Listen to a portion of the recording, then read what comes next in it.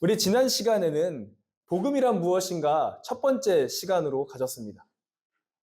그래서 우리가 지난 시간에 바울이 말한 복음에 있어서 네 가지 큰 사건이 있다고 했습니다. 그 네 가지 큰 사건이 뭘까요? 죽음, 장사, 부활, 인정받음. 예, 좋습니다. 이 네 가지 사건이 뭐냐? 그리스도께서 성경대로 우리를 위해 죽으셨다는 거죠. 그리고 무덤에서 장사되셔서 많은 이들 앞에서 보여지셨습니다. 확실치된 겁니다. 그리고 나서 하나님께서 예수 그리스도를 3일 만에 부활시키십니다. 살리십니다. 그리고 동일하게 많은 사람들 앞에서 예수님의 부활을 보이셨다는 거죠. 이것도 부활이 확실치 됐다는 거죠. 이 부활이 의미하는 것이 뭐라 그랬죠? 그가 하나님이었다. 그가 하나님의 아들이었다. 그가 행한 계명, 그가 행한 삶, 그의 말, 모든 것이 맞았다, 옳다, 인정받은 사건이 부활이라고 제가 여러분들께 말씀드렸죠. 그러면서 이 이야기가 단순 예수님만의 이야기가 아니라 누구의 이야기? 나의 이야기. 저와 여러분들의 이야기라는 겁니다. 우리도 동일하게 예수님의 말씀대로 성경대로 하나님의 뜻대로 살다가 죽으면 어떻게 된다는 거예요? 부활하게 된다는 거죠. 그리고 많은 사람들한테 보이실 겁니다. 이 사람들의 삶이 옳았다. 여러분들이 하나님의 자녀가 맞았다라고 인정되는 사건이 부활했다는 겁니다. 그게 바울이 말한 뭐다? 복음이다. 복음의 내용이다라는 거죠. 자, 이 바울은 고린도전서 15장 2절에 이렇게 말합니다. 우리 다 같이 한번 읽겠습니다. 15장 2절만 읽겠습니다. 함께 읽겠습니다. 너희가 만일 내가 전한 그 말을 굳게 지키고 헛되이 믿지 아니하였으면 그로 말미암아 구원을 받으리라. 지금 바울이 얘기하는 거예요. 너희가 만일 내가 전한 그 말이 뭐예요? 복음. 너희가 내가 전한 그 복음을 굳게 지키고 헛되이 믿지 않고 올바르게 믿고 산다면 그로 말미암아 뭘 얻는다 그래요? 구원을 얻는다는 겁니다. 복음과 구원은 뗄 수 있다? 뗄래야 뗄 수 없는 이야기라는 겁니다. 복음과 구원은 연결되는 하나의 이야기라는 겁니다. 그래서 오늘은 성경이 말하는 구원이 무엇인지 더 깊이 한번 다루려고 합니다. 이를 위해서는 먼저 구약의 구원의 이해와 신약의 구원의 이해를 먼저 보도록 하겠습니다. 자, 첫 번째, 구약에 나타난 구원은 어떤 이미지이냐를 먼저 보겠습니다. 구약은 제가 저번에도 얘기했지만 하나님과 언약을 맺은 이스라엘 백성의 민족적 구원 이야기라고 말씀을 드렸습니다. 구약은 이스라엘 백성들을 하나님께서 부르시고 그들과 함께 하신 이야기가 있는 거예요. 그리고 그들이 실패한 이야기, 하나님께서 다시 회복시키는 이야기가 구약입니다. 구약에서 제가 지난주에 얘기했죠? 구약에서 말하는 구원은 대부분 뭐다? 해방. 실제적인 구원. 구약에서 말하는 구원은요, 인간이 경험하는 어려움 가운데서 하나님께서 구원하셨다. 실제적이고 현실적인 구원이 구약의 구원의 내용이었습니다. 뭐 재난이나 전쟁, 포로, 기근, 이러한 상황과 환경에 오는 어려움 가운데서 구원하심. 이게 구약의 구원이었습니다. 그래서 그들은 이렇게 생각했습니다. 하나님이 보호하시는 백성은 우리 이스라엘이다. 하나님은 우리 이스라엘만의 하나님이다 라고 생각했습니다. 왜냐하면 그도 그럴 것이, 자, 생각해 봅시다. 이들이 어떤 하나님을 경험했냐면요, 애굽의 노예로 살고 있었습니다. 근데 하나님께서 애굽의 노예에서 해방시키시죠. 그리고 그 광야 가운데에서 광야는 죽음이다라는 생각이 있던 그 상황에서 하나님께서 광야에서 먹이시고 입히십니다. 그리고 말도 안 되는 전쟁들을 행하시죠. 우리가 잘 아는 여리고성도 있지 않습니까? 이스라엘 백성들이 여리고성을 무너뜨릴 때 이스라엘이 어떤 노력을 해서 무너뜨렸습니까? 아니면 하나님의 말씀으로 무너졌습니까? 하나님의 말씀으로 무너졌습니다. 그리고 가나안 땅을 정복하는 그 모든 과정이 하나님 말씀대로 순종하니까 이루어졌다는 거예요. 그래서 이들의 경험한 하나님은 뭐냐? 우리 하나님, 우리 민족을 위한 하나님이구나. 우리 민족이 어려울 때면은 하나님께서 도와주시니 우리 이스라엘 백성들을 도우시고 인도하시는 그 하나님, 우리만의 하나님이구나라는 생각을 하게 됐다는 겁니다. 자, 그렇다면은 이러한 상황 가운데서 우리가 고민해야 할 게 있는데 그게 뭐냐? 그렇다면 누가 하나님이 구원하시는 이스라엘 백성인가에 대한 기준이 있어야 되지 않겠습니까? 뭐 예를 들면 지금 말로 따지면은 뭐 출생 신고를 했다든가 아니면 뭐 어느 지역에 사는 사람들이라든가 이런 기준이 이스라엘 백성이라는 기준이 있어야 되는 거 아닙니까? 그렇게 이 궁금증을 해결하려면은 자연스럽게 이스라엘의 역사를 거슬러 올라가 보면 됩니다. 자, 이스라엘이 12지파로 이루어졌죠. 그 12지파 위로 올라가면 누가 있죠? 야곱이 있습니다. 하나님께서 최초로 이스라엘이라 라고 명했던 야곱이 있습니다. 그럼 야곱의 위엔 누가 있죠? 이삭이 있습니다. 그리고 이삭 위에는 아브라함이 있습니다. 아브라함이 기준이 되는 이유가 뭐냐? 첫 번째는 하나님이 직접 선택하시고 부른 사람이라는 겁니다. 노아 심판 이후에 노아마저 죄를 범했을 때에 하나님께서 아브라함을 특별히 부르십니다. 이유 없습니다. 원인도 알 수 없습니다. 근데 하나님께서 그냥 아브라함이라는 사람을 부르셨습니다. 그리고 이 아브라함과 함께 동행을 하시죠. 이 아브라함을 부르셔서 새로운 민족의 시작점으로 삼으셨습니다. 그리고 두 번째 이유는 뭐냐? 이게 정말 중요한데 하나님과 언약을 맺은 사람이기 때문에 아브라함이 기준이 되는 겁니다. 우리 창세기 12장 1절부터 3절까지 말씀 본문이지만 다시 한번 읽어보겠습니다. 함께 읽겠습니다. 너는 너의 고향과 친척과 아버지의 집을 떠나 내가 네게 보여줄 땅을 가라. 내가 너로 큰 민족을 이루고 내게 복을 주어 내 이름을 창대하게 하니 너는 복이 될지라. 너를 축복하는 자에게는 내가 복을 내리고 너를 저주하는 자에게는 내가 저주하리니 땅의 모든 족속이 너로 말미암아 복을 얻을 것이라 하시니라. 아멘. 자, 여러분들 다 같이 지금 읽었죠? 지금 다 읽었습니다. 그럼 여기서 세 가지 약속을 하십니다. 그 약속이 뭐죠? 여기서 크게 세 가지 약속을 하셨는데 첫 번째 약속이 뭐예요? 땅. 그 다음 민족, 즉 한마디로 얘기하면 자손이죠, 자손. 그리고 복의 근원, 복이라는 이 세 가지 약속을 하셨습니다. 이 약속은요, 앞으로 아브라함의 자손이 누리게 되는 결과입니다. 자, 그렇다면은 이제 아브라함의 자손을 다시 한번 역으로 다시 또 돌아가 보겠습니다. 아까 우리 거꾸로 올라갔지만 다시 한번 순서로 내려와 보겠습니다. 자, 아브라함의 자손이 있죠. 아브라함의 첫 번째 아들이 누구예요? 이스마엘이죠, 이스마엘. 이스마엘입니다. 근데 그 약속이 아브라함과 한 약속이 누구한테 가요? 이삭에게 가요. 이스마엘은 왜 제외됐을까요? 그쵸. 우리 회장님 좋습니다. 하나님께서 아브라함에게 하신 약속이 있는데 그 약속이 뭐냐? 사라의 태에서 난 자라야만 그 민족이 이루어지겠다고 약속하셨습니다. 그 복이 이루어가겠다고 약속하신 거예요. 근데 이스마엘은 뭐예요? 첨액에서 난 사람이에요. 이스마엘 한마디로 정의하면 뭐냐? 하나님을 신뢰하지 못한 결과입니다. 아브라함이 하나님을 신뢰하지 못하여서 자신의 노하우로 자신의 대를 이으려고 낳은 사람이 누구다? 이스마엘이다라는 겁니다. 이 약속이 그래서 이스마엘이 아니라 이삭에게 갑니다. 우리 창세기 26장 2절에서 5절 말씀 읽겠습니다. 함께 읽겠습니다. 여호와께서 이삭에게 나타나 이르시되 애굽으로 내려가지 말고 내가 네게 지시한 땅에 거주하라.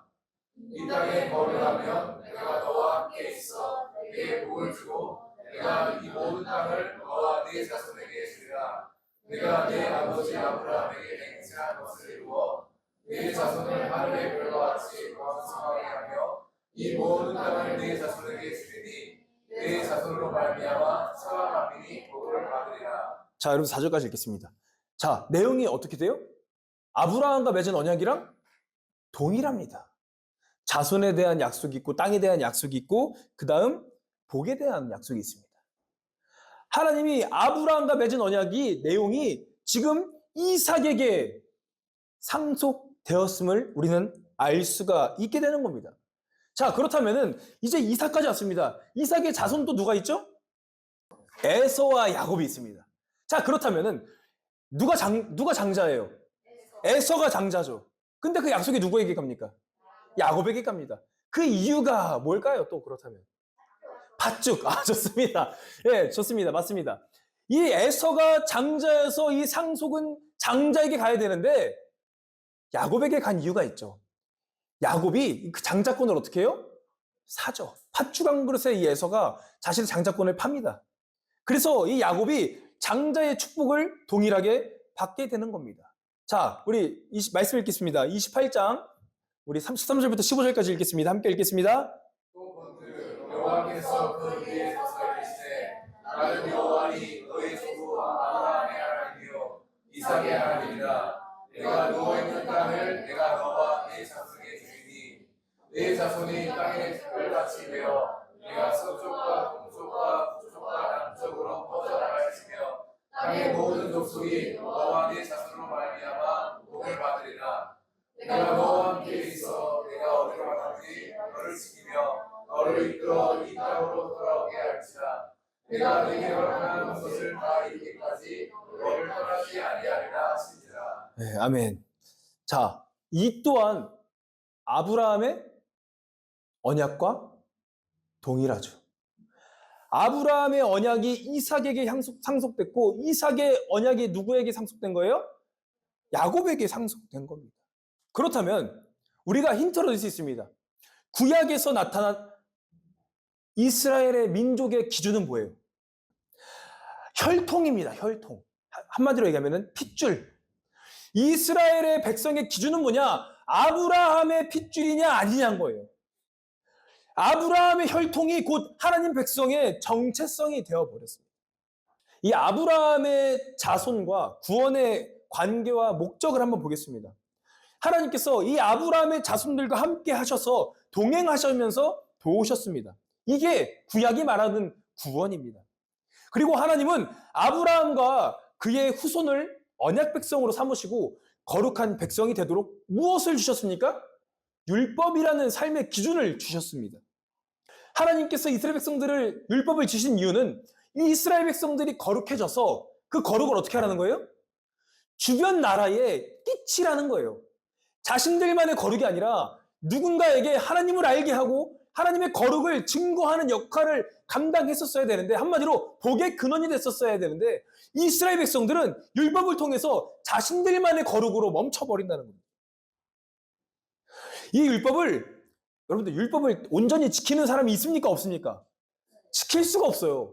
근데 이스라엘 백성들은 그 율법에만 목을 매서 율법을 문자적으로 지키는 데만 바빴다는 겁니다. 그래서 그 문자적으로 지키는 사람은 거룩한 사람, 지키지 않는 사람은 부정한 사람으로 나누기 시작했습니다. 율법을 통해서 하나님을 의지하는 법을 배웠어야 되는데 이들은 율법이 누군가를 찌르는 검이 되어버렸습니다. 문자적으로 지키는 데만 급급했다는 거죠. 그러면서 율법을 지키는 자, 지키지 못하는 자, 유대인, 이방인, 깨끗한 자, 부정한 자, 이렇게 나누면서 누군가에 정죄하는 데 잣대로 썼다는 겁니다. 그렇게 이스라엘 백성들은 점점 나눠지기 시작했습니다. 결국 율법 자체가 폭력의 기준이 되어버렸습니다. 그 결과 이스라엘 백성들은 언약의 목적을 잃어버렸습니다. 하나님께서 이스라엘 백성들에게 율법을 주신 이유를 잊어버렸습니다. 언약의 형태만 존재했을 뿐 앞으로 자신들이 나아갈 방향성을 알지 못했습니다. 그래서 그 결과 하나님의 영광이 떠나고 이들은 흩어짐을 경험하게 된 것입니다. 결국 이스라엘 백성들은 실패하죠. 그런데 우리 하나님은 신실하셔서 그의 구원 사역을 포기하지 않으십니다. 새롭게 신약에서 그 구원을 완성하실 계획을 가지고 계셨습니다. 자, 그렇다면 이제 신약에서 나타난 구원을 보겠습니다. 신약에서도 가장 중요한 핵심 주제가 뭐냐? 누가 아브라함의 자손인가입니다. 누가 하나님께서 지키시는 아브라함의 자손인가가 신약에서 새롭게 해석이 되어지는 겁니다. 구약에서는 누가 아브라함의 자손이라고 그랬죠? 혈통, 핏줄, 기준이었습니다. 혈통과 핏줄이 그들의 자손됨의 기준이었습니다. 근데 신약시대에 새로운 문제가 생기는 겁니다. 자, 생각해 봅시다, 여러분들. 이스라엘 백성들만 있으면은 사실 이런 이슈가 없죠. 그냥 핏줄, 혈통으로만 해석이 되면 됩니다. 근데 이제 이스라엘 백성들이 아니라 이방인들이 교회에 들어오기 시작하는 거예요. 이방인들이 교회에 들어와서 같이 예배를 드리네? 여러분들 유대인의 생각에서는 이게 말이 되는 거예요, 안 되는 거예요? 안 되죠. 유대인들의 생각은 뭐냐? 출생이 곧 구원이라는 생각이 있었습니다. 우리는 아브라함의 자손이야. 우리는 선택된 민족이야. 그러면 당연히 구원. 이렇게 출생은 구원이라 생각했습니다. 근데 생각해보세요, 여러분들. 이러한 사고방식을 갖고 있는데 이방인들이 들어서 예배를 드려요. 말도 안 되는 거죠. 이 사람들에겐 구원이 있어요, 없어요? 없죠. 왜? 핏줄이 아니니까. 혈통이 아니니까 구원이 없는 거예요. 근데 들어서 예배를 드려요. 하나님을 찬양해요. 의아하죠. 그러면서 이들이 무슨 생각을 했냐? 야, 너네 적어도 같이 예배 드릴 거면은 너네가 이스라엘 백성들, 즉 아브라함의 자손이 되려면은 야, 우리처럼 살아야 돼. 우리가 지키는 율법을 그대로 지켜야 돼. 야, 너네 할례 받아야 돼. 너네 율법을 지켜야 된다. 너네 정결벽 붙여야 되고 안식일 지켜야 된다. 즉 뭐냐? 자신들과 같은 사람이 되라는 겁니다. 외적인 모양을 강조하는 거예요. 너네 아브라함의 자손 될 거야? 그럼 우리처럼 단정하고 우리처럼 꾸며야 돼. 이러한 기준을 제시한 겁니다. 근데 이 갈등 속에서 예수님께서 말씀하십니다. 우리 요한복음 8장 38절로 40절 말씀 읽겠습니다. 함께 읽겠습니다. 너네 아버지에게서 온 것을 말하고 너희는 너희 아버지에게서 들은 것을 행하느니라. 대답하여 이르되 우리 아버지는 아브라함이라 하니 예수께서 이르시되 너희가 아브라함의 자손이면 아브라함이 행한 일들을 할 것이거늘 지금 하나님께 드는 죄를 너에게 말한 사람이 나를 죽이라 하노라. 아브라함은 그렇게 네. 지금 예수님께서 말씀하시는 게 뭐예요? 아브라함의 자손이면 어떻게 행하라? 아브라함처럼 행해야 된다는 겁니다. 우리 속된 말로 피는 못 속인다는 거죠. 아브라함의 자손이면 아브라함처럼 행해야지 너네 아브라함처럼 행하지 않으면서 그냥 외적으로만 아브라함의 자손이다라고 말하고 있지 않냐라고 말씀하시는 겁니다. 혈통은 있지만 아브라함과 같은 믿음과 순종이 없었던 겁니다. 그냥 외적으로만 아브라함 자손이라고 말하는 겁니다. 예수님은 아브라함의 자손을요, 두 가지로 나누는 거예요. 뭐냐? 혈통적인 자손과 믿음이라는 자손으로 나누시는 겁니다. 바울도 마찬가지입니다. 바울도 동일한 결론을 내려요. 우리 로마서 4장 13절부터 16절 말씀 읽겠습니다. 함께 읽겠습니다. 그러나 그 중에 세상의 선택자가 되리라고 하신 그날은 그로 말미암은 것이 아니요 오직 믿음의 의로 말미암은 것이니라. 만일 율법에 속한 자들이 상속자이면 믿음은 한 것이 되고 약속은 파기되었느니라. 율법은 증거를 얘기하니 율법이 없는 것은 또 없느니라. 바울도 지금 동일하게 말하는 겁니다. 율법이 아브라함의 자손이 기준이다 아니다? 아니다는 겁니다.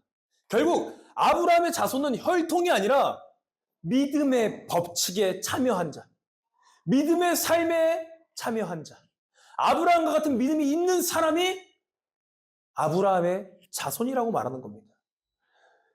그러면서 갈라디아서 3장 7절에도 이렇게 말합니다. 함께 읽겠습니다. 그런즉 믿음으로 말미암은 자들은 아브라함의 자손인 줄 알지어다. 뭐라 그래요? 믿음으로 말미암은 자들이 누구 자손이에요? 아브라함의 자손이라는 겁니다. 3장 29절에서 동일하게 말합니다. 읽겠습니다. 너희가 그리스도의 것이며 곧 아브라함의 자손이요 약속대로 유업을 이을 자니라. 그리스도의 것이면은 누구의 자손? 아브라함의 자손이라는 겁니다. 예수 그리스도를 신실하게 믿는다면, 아브라함과 같은 믿음이 있다면 동일하게 유업을 이을 자라는 거죠. 그리고 그 근거는 창세기입니다. 아브라함은, 여러분들, 아브라함이 하나님 앞에 의롭다고 칭함을 받은 거는 할례를 받기 전입니까? 할례를 받고 나섭니까? 전이죠. 만약에 아브라함이 할례를 받고 나서 하나님께 의롭다고 받았다면 우리 또한 할례를 받아야 됩니다. 왜? 의로워지기 위해서. 근데 아브라함은 이미 율법을 행하기 전에, 할례를 받기 전에 의롭다함을 하나님께 받았다는 거죠. 즉 그 말은 뭐냐? 아브라함 또한 율법이 아니라, 외적인 게 아니라 믿음으로 하나님께 의롭다함을 받았다는 겁니다. 즉 아브라함의 자손은 율법이 아닌 믿음이 기준이 되는 겁니다. 혈통이 아닙니다. 믿음입니다. 자, 그렇다면 이제 우리는 궁금해지죠. 그렇다면 성경에서 말하고 있는 구원이란 무엇일까? 그죠? 구약에서는 제가 아까도 얘기했지만 하나님이 이스라엘과 함께 하심으로 현실적인 위험에서 구해주심, 실제적 구원을 말했다고 제가 말을 했죠. 그렇죠? 그렇다면은 이들의 구약에서의 구원의 기준, 아브라함의 혈통이라고 말씀드렸습니다. 신약에서는 어떻게 정리가 되냐? 예수 그리스도를 믿음으로 하나님 나라에 참여한 삶, 즉 하나님과 동행하는 삶이 구원입니다. 아브라함의 믿음을 이어받는 것이 구원입니다. 이 신약의 구원은요, 큰 주제가 하나 있는데 그 주제가 뭐냐? 우리가 너무나도 잘 아는 말이죠. 자, 이미와 아직입니다. 많이 들어보셨죠? 이미와 아직. 지금 신약에서 말하고 있는, 그리고 지금 우리가 생각하는 구원은 뭐냐? 이미와 아직이라는 겁니다. 이미는, 여러분들 이미라는 단어는 뭐예요? 과거죠. 과거죠. 이미 했다는 거죠. 예수님께서 이미 하나님 나라를 이 땅 가운데 가지고 오셨습니다. 예수를 믿는 순간 우리는 하나님 나라 백성이 됩니다. 성령의 인도 가운데 새로운 삶을 시작하게 됩니다. 하나님과 동행하는 삶을 살게 되는 거죠. 그런데 우리는 지금 하나님 나라를 살고 있지만 이 땅 가운데 여전히 뭐가 존재합니까? 죄가 존재하죠. 악이 존재합니다. 고통이 존재합니다. 왜 하나님께서 이 땅 가운데 하나님 나라를 가지고 왔는데 왜 여전히 이러한 고통과 아픔과 상처와 죄가 있을까? 그건 뭐냐? 하나님 나라는 이미 시작되었지만 아직 완전히 완성되지 않았기 때문입니다. 이거를 우리는 이미와 아직 사이라고 말합니다. 우리는 이 사이를 살고 있는 거예요. 이미 온 하나님 나라, 그리고 아직 완성되지 않은 그 하나님 나라에 우리는 살고 있습니다. 이 긴장감 가운데 살고 있습니다. 그때 우리는 어떻게 되냐? 예수님을 따라 하나님 나라의 삶을 살아내는 존재가 되어야 되는 겁니다. 아직은 하나님 나라가 완성되지 않아서 이 땅 가운데에 아픔이 있고 죄가 있고 악이 있지만 넘어지고 쓰러지고 하나님을 배신하는 게 아니라 이 땅 가운데서 그 악과 싸워 승리해야 된다는 겁니다. 우리의 믿음을 지켜야 된다는 겁니다.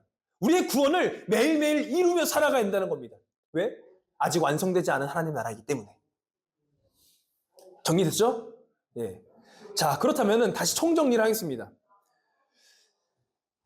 아브라함의 자손은 아브라함의 믿음을 잇는 삶입니다. 그 삶이 구원이에요. 정리하면 이렇습니다. 구약은 아브라함의 자손이면은 구원을 받았다고 생각했지만 그 생각이 오히려 그들을 넘어뜨렸습니다. 자신들만의 거룩으로 생각했습니다. 왜? 이방인들은 아브라함의 자손이 아니기 때문에 구원에서 대상에서 빼버렸습니다. 그 거룩을 자신들만의 거룩으로 멈춰버렸습니다. 그래서 실패했죠. 그래서 신약으로 와서 아브라함의 자손을 새롭게 정해야 하는데 그게 뭐냐? 믿음이라는 거죠. 믿음. 예수 그리스도의 믿음을 따라 사는 자, 아브라함과 같은 믿음으로 하나님께 영광 돌리는 사람이 아브라함의 자손이라는 겁니다. 하나님 나라의 백성의 기준은요, 여러분들 태생이 아닙니다. 가문도 아닙니다. 출생도 아닙니다. 바로 오직 하나, 예수 그리스도를 믿음으로 아브라함의 믿음을 이어받은 자라는 거죠. 그가 바로 구원받은 자입니다. 그리고 그 구원받은 자에게 주시는 사명이 있는데 그 사명이 뭐냐? 이스라엘 백성들이 실패한 사명. 즉 세상 가운데에 하나님의 거룩을 흘려보내는 것. 하나님의 거룩을 나타내는 것. 내 이웃, 내 가정, 하나님을 알지 못하는 자들에게 하나님은 누구인가를 알려주는 것. 그게 바로 축복의 통로이자 복의 근원이 되는 겁니다. 성경이 말하고 있는 복의 근원은요, 여러분들을 통해서 돈 잘 벌게 해주겠다. 여러분들이 가는 곳마다 형통하게 해주겠다. 여러분들이 가는 곳에서 성공시켜주겠다. 그게 복의 근원이 아니에요. 성경에서 말하고 있는 복의 근원은 뭐냐? 여러분들의 삶을 통해서 하나님이 나타내는 것이 복의 근원인 겁니다. 여러분들의 삶을 통해서 하나님을 알지 못하는 자들이 하나님을 알게 되는 게 그게 축복인 거예요. 그러한 복이 우리 가운데 있기를 소망합니다. 우리끼리만의 거룩이 아니라 우리를 통해 흘러가는 거룩. 그 거룩이 우리 가운데 있다면 그게 여러분들 복의 근원으로 하나님께서 부르시는 사명이라는 거죠. 이것이 구원받은 그리스도인들의 정체성입니다. 정리하겠습니다. 하나님의 백성은 출생, 가정 환경, 배경이 중요하지 않습니다. 믿음이 우리의 정체성을 결정하는 겁니다. 하나님이 함께하는 인생은 삶의 기준이 달라지는 거예요. 하나님이 여러분들을 부르셨으니 부르심에 합당한 믿음과 삶을 보이시기를 주님의 이름으로 축원합니다. 또한 아브라함 한 사람으로 시작된 이 이야기입니다. 그러니 여러분들 한 사람이면은 하나님께서 일하실 때에 충분한 겁니다. 아브라함도 가진 것이 없고 연약하고 실패도 했습니다. 그럼에도 하나님께서 함께 하셨기에 모든 구원의 여정이 가능했던 것입니다. 여러분들 한 사람이면 충분합니다. 여러분들 한 사람이면요, 여러분들 학교, 직장, 가정이 변화될 줄 믿습니다. 그러한 복의 근원으로 살아가는 우리 청년들이 되기를 바랍니다. 그래서 오늘 결론, 구원은 무엇이냐? 여러분들, 구원은요, 단지 천국 티켓 받는 것이 아닙니다. 구원은 하나님이 오늘도 여러분들과 함께 하셔서 그 길을 함께 걸어가신다는 선언입니다. 출생이 아니라, 가문이 아니라, 실력이 아니라 오늘 하나님을 믿고 순종하는 그 한 걸음이 여러분들을 아브라함의 자손으로 세우게 되는 겁니다. 우리 이번 주에 하나만 결단해 봅시다. 작은 믿음의 순종 하나로 하나님이 여러분들의 삶을 통치하시는 것을 경험하게 되기를 축복합니다. 한 걸음입니다. 오늘 내가 하나님 말씀에 한 걸음 순종해야 되겠다. 한 걸음 한 걸음 나아가는 겁니다. 주님과 동행하는 기쁨을 누리시기를 주님의 이름으로 축원합니다. 여러분들, 구약과 신약에 말하고 있는 구원은 결국 뭐냐? 하나님께서 여러분들과 함께 하신다는 겁니다. 그게 구원이에요. 여러분들과 함께 하시는 그 하나님을 만나시기를 바랍니다. 그 하나님과 동행하시기를 바랍니다. 그 하나님과 한 주간도 승리하시기를 바랍니다. 나와 함께 하시는 하나님, 내 삶의 불꽃 같은 눈동자로 지키시는 그 하나님, 그 하나님을 믿고 신뢰하며 살아가는 청년들 되기를 주님의 이름으로 축원합니다.